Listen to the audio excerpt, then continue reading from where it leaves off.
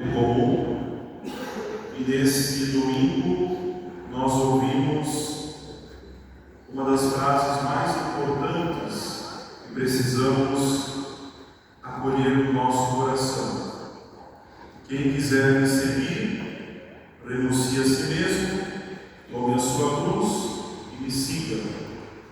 Esse é um projeto de vida que exige conversão, exige obediência, fidelidade a nosso Senhor Jesus Cristo. Não é uma teoria, não é uma poesia bonita de nosso Senhor, mas é algo exigente. Tomar a cruz, renunciar aos nossos egoísmos, aquilo que não presta, e seguirmos a nosso Senhor Jesus Cristo. É um processo que nós gradativamente vamos assumindo, fortalecendo na nossa vida cristã. Mas nós ouvimos na primeira leitura esta imagem do servo sofredor. E no início nós ouvimos: o Senhor abriu os meus ouvidos, não resisti ao seu chamado, não resisti à sua voz. O primeiro passo, meus irmãos, no caminho do Senhor é abrir os ouvidos, estar atento à sua palavra e não resistirmos a esta mesma palavra. Quantas vezes nós resistimos à palavra do Senhor, aquilo que o Senhor nos comunica na Sagrada Liturgia, nas nossas orações? Muitas vezes Deus fala para nós, mas nós muitas vezes também somos resistentes. Não resistimos para muitas coisas que não convêm a nós lá fora. Muitas propostas, muitos convites, nós não somos assim resistentes, relutantes. Mas para as coisas de Deus, muitas vezes podemos cair nesse grande perigo e resistirmos. Então vamos ser como esse servo sofredor. O Senhor abriu os meus ouvidos, não resisti e segui a sua voz, e não voltei atrás. Olha que bonito. Seguir a Jesus é não voltar para trás, é não ter atitudes que antigamente do velho homem e da velha mulher, mas ser uma pessoa para frente, que vai caminhando, seguindo os passos de nosso Senhor Jesus Cristo. Quando nós não resistimos ao chamado do Senhor e seguimos os seus passos, o servo sofredor dessa primeira leitura também nos diz que nós teremos um auxiliador, não estaremos sozinhos. O Senhor não nos desampara.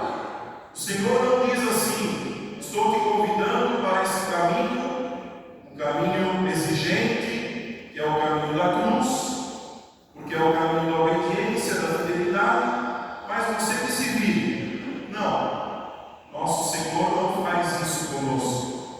Ele é o nosso auxiliador.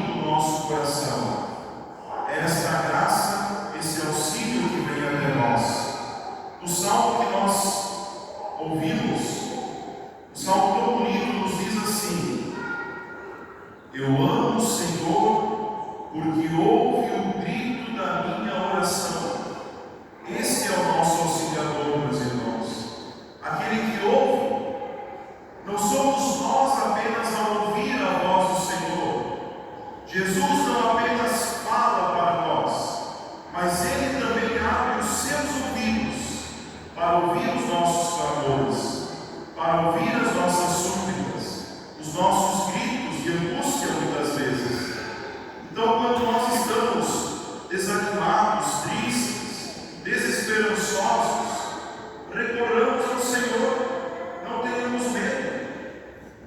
É importante, claro, buscarmos auxílio médico, muitas vezes, psiquiátrico. A gente sabe que hoje em dia existem várias situações nesse sentido, mas nós não podemos deixar de lado o melhor remédio, o melhor auxílio, o melhor dos médicos, que é nosso Senhor Jesus Cristo. Muitas vezes o que nos falta é uma oração fervorosa, uma oração com mais entrega, com mais abandono nas mãos de Deus. Nós que somos cristãos, que somos católicos, que acreditamos na Eucaristia, que acreditamos na presença de Jesus em nossa vida, nós não podemos negligenciar isso. E quantas vezes nós resistimos a isso também?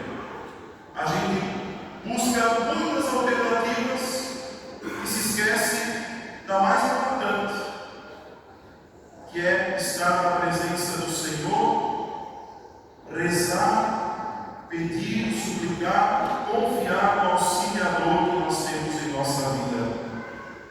Jesus, meus irmãos, é assim, é esse auxiliador, é aquele que nos socorre, é aquele que é o nosso modelo de vida, é aquele que nos salva nos momentos de desespero.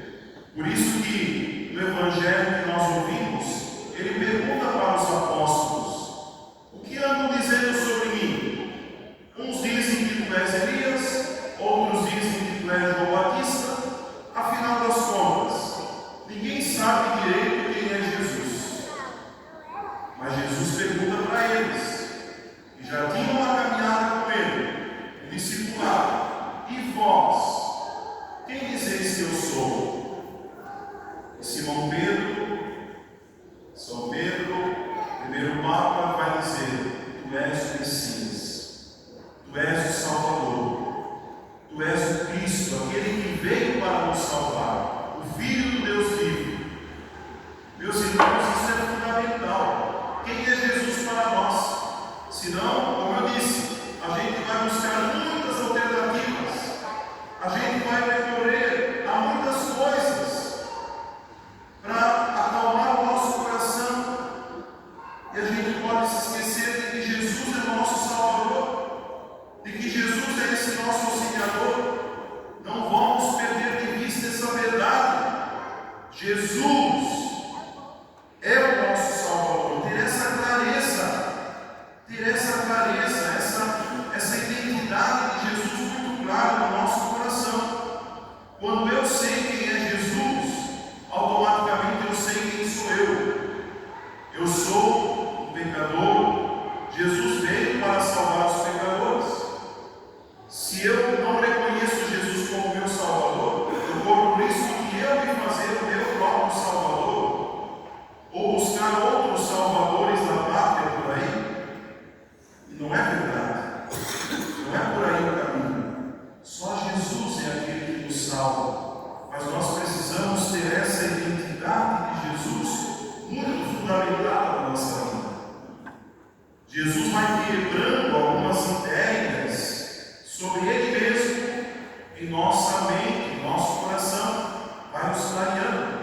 Até mesmo os apóstolos se surpreenderam, porque depois que Jesus disse, confirmou, de fato, eu sou o Messias, eu sou o Salvador, ele começa a falar de cruz, começa a falar de sofrimento, que vai ser perseguido, vai ser rejeitado pelos homens.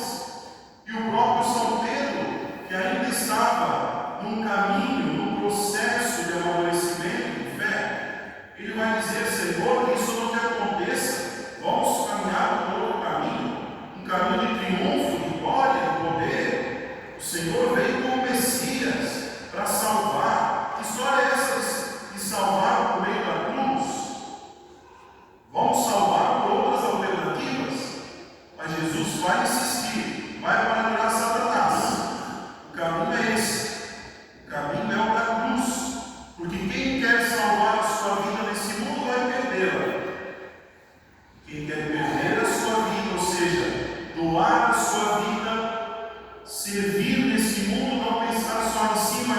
dos outros, como fez Jesus, o lava-pés, o serviço na cruz, sobretudo, esse vai ganhar a sua vida. É uma lógica diferente. O povo da época de Jesus, e talvez até da nossa época, esperava o Messias glorioso, o Messias que mostrasse todo o seu poder, toda a sua pompa. Mas esse Messias manifestou o seu poder no serviço, na humildade, no amor, nos amando, sobretudo. A gente percebe essa diferença olhando para as autoridades desse mundo e para o nosso Senhor Jesus Cristo, que é a maior das autoridades. Os reis desse mundo, as autoridades desse mundo, por vezes se servem do povo para se beneficiar, mas Jesus fez diferente. Ele mesmo entregou a sua vida para beneficiar o seu povo. Ele começou esta obra de redenção, porque se não fosse Ele, nós não daríamos conta, nós não conseguiríamos. Foi Ele que fez toda a obra de salvação. Ele nos resgatou. Ele foi capaz de morrer para que nós não morrêssemos eternamente, para que nós recebêssemos a graça da vida eterna. Então, meus irmãos, convém seguir por esse caminho, o caminho da cruz, no sentido positivo, porque cruz significa ser fiel, ser obediente, ser uma pessoa a serviço das outras pessoas por amor a Deus. Tudo isso significa cruz. A cruz já não é um sinal de derrota, de fracasso para nós, mas é um sinal de entrega total. Pai, em tuas mãos eu entrego meu espírito. Peçamos então ao Senhor que nos ajude a viver essa dimensão, nos ajude a viver esta fé em nosso Senhor crucificado, que ressuscitou, para que esta fé se traduza também em obras, como São Tiago disse na